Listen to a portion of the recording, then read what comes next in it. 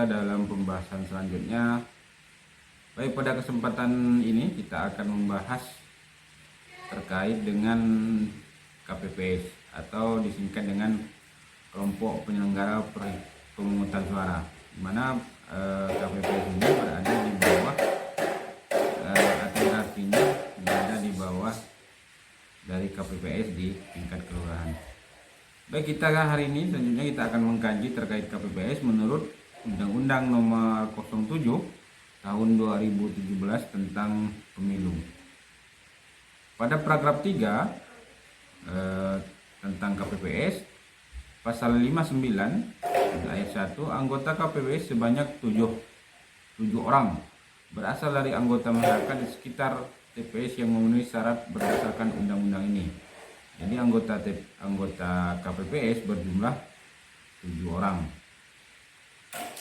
7 orang ini berasal dari anggota masyarakat di sekitar TPS yang bersifat netral, tidak terlibat kepada atau menjadi pengurus partai politik.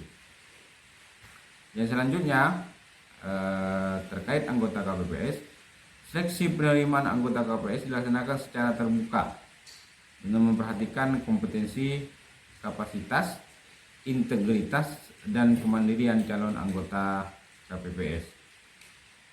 Yang ketiga, anggota KPPS diangkat dan diberhentikan oleh PPS. Jadi yang mengangkat KPPS itu adalah anggota PPS di desa. Kalau anggota PPS diangkat oleh atau diangkat oleh KPU kabupaten kota. Sekali lagi saya baca, anggota KPPS diangkat dan diberhentikan oleh PPS atas nama ketua KPU kabupaten kota. Selanjutnya, keempat, komposisi keanggotaan KPPS memperhatikan keterwakilan perempuan paling sedikit 30%. Jadi baik PPS maupun KPPS itu wajib menyertakan perempuan minimal 30% dari keanggotaan KPPS. Yang selanjutnya, pengangkatan dan pemberhentian anggota KPPS wajib dilaporkan kepada KPU kabupaten kota. Jadi PPS yang memberhentikan atau mengangkat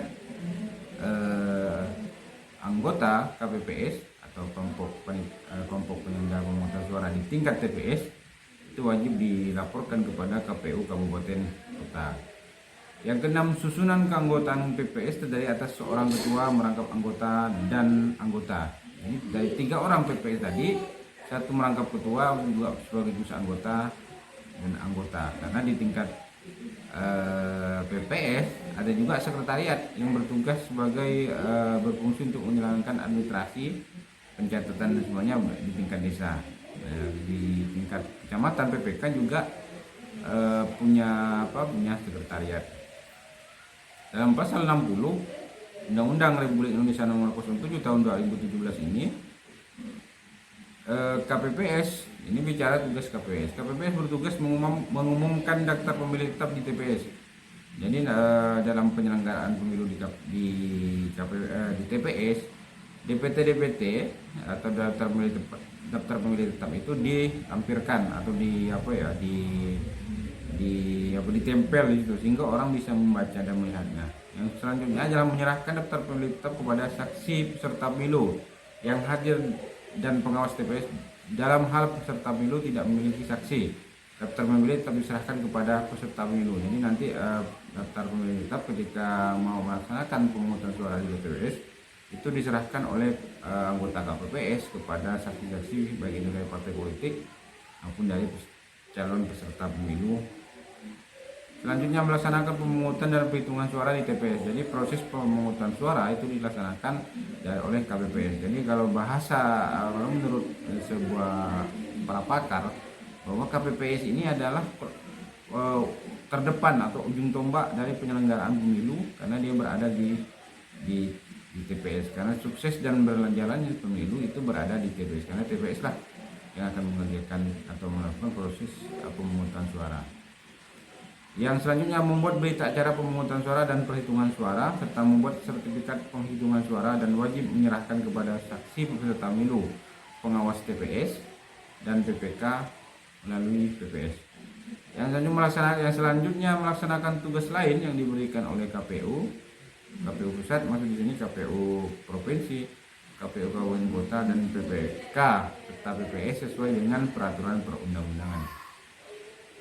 Menyampaikan surat undangan ke rumah-rumah warga itu disampaikan sebelum pemungutan suara. Undangan untuk datang ke TPS itu oleh anggota KPPS.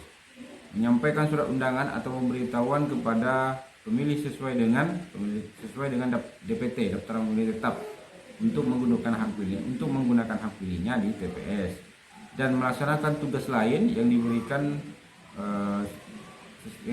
sesuai dengan ketentuan peraturan perundang-undangan. Selanjutnya kita akan membahas pasal 61, yaitu terkait KPPS berwenang atau wewenang KPPS. Menurut pasal ini, pasal 61, pertama, wewenang KPPS itu adalah mengumumkan hasil perhitungan suara di TPS. Jadi diumumkan setelah ada pemungutan, dihitung dan diumumkan oleh anggota KPPS di TPS. Yang B, melaksanakan wewenang lain yang diberikan oleh KPU Provinsi, KPU Kabupaten Kota, dan PPK dan PPS sesuai dengan peraturan perundang-undangan.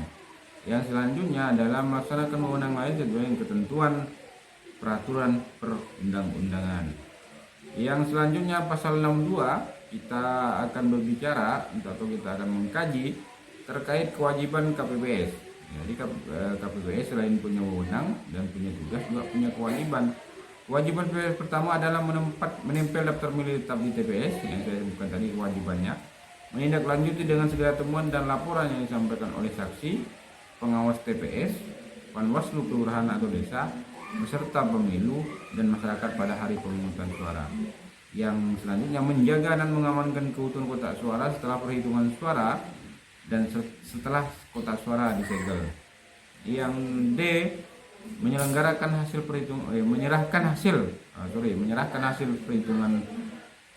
perhitungan suara kepada PPS dan Panwaslu kelurahan atau desa. Yang selanjutnya, menyerahkan kotak suara tersegel yang berisi surat suara dan sertifikat hasil perhitungan suara kepada PPK melalui PPS di hari yang sama. Selanjutnya, melaksanakan kewajiban lain yang diberikan oleh KPU Pusat, KPU Provinsi, KPU Kabupaten Kota, PPK dan PPS sesuai dengan peraturan perundang-undangan. Yang selanjutnya, melaksanakan kewajiban lain sesuai dengan ketentuan peraturan perundang-undangan. Mungkin itu para viewer, para penonton, para kawan-kawan semua yang bisa kami bahas pada kesempatan ini terkait dengan kewajiban, tugas, dan wewenang dari KPPS atau kelompok panitia pemungutan suara yang berada di tingkat desa sesuai dengan Undang-Undang Nomor 07 Tahun 2017 yang dijadikan landasan sebagai proses atau penyelenggaraan pemilu di Indonesia.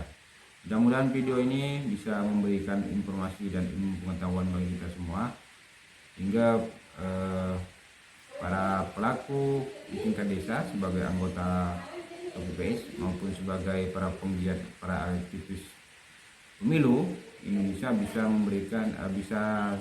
menambah wawasan kawan-kawan semua. Saya akhiri. Assalamualaikum warahmatullahi wabarakatuh.